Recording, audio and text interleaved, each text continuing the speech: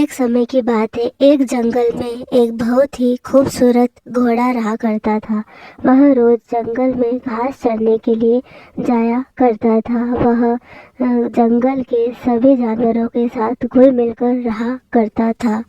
एक राजा की दो पुत्रियां थी। एक पुत्री बहुत ही काली थी और एक पुत्री बहुत ही गोरी और सुंदर थी।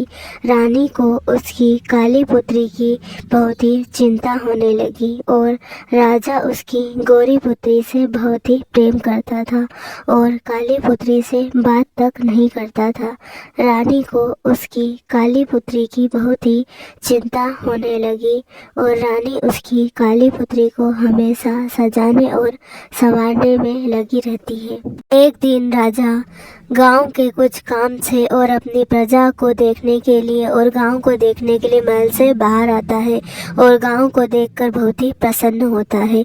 उसी दिन उसकी दोनों पुत्रियां महल से बाहर निकलकर दुनिया देखने के लिए निकलती है और बाहर के जंगलों और सभी चीज़ों को देखकर बहुत ही खुश होती है। उन्हें थोड़े ही आगे जाकर एक जादुई तालाब मिलता है।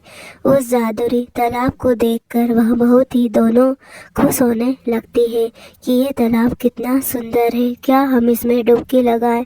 काली पुत्री गोरी पुत्री से कहने लगती है और काली पुत्री डुबकी लगाने के लिए तालाब में डूब जाती है और तालाब में जैसे ही नहाने लगती है उसका रूप निखरने लगता है और वह एक सुंदर राजकुमारी का रूप ले लेती है।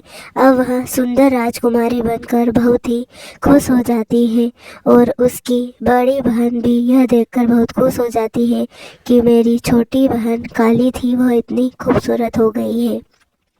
अब दोनों गांव में से निकलने लगते हैं तो गांव की सभी प्रजा उन्हें देखने लगती है कि हमारी काली राजकुमारी कितनी खूबसूरत हो गई है और अब हमारे यहाँ महल में दो दो सुंदर राजकुमारियाँ रहेगी। ये देखकर सारी प्रजा बहुत ही खुश होने लगती है।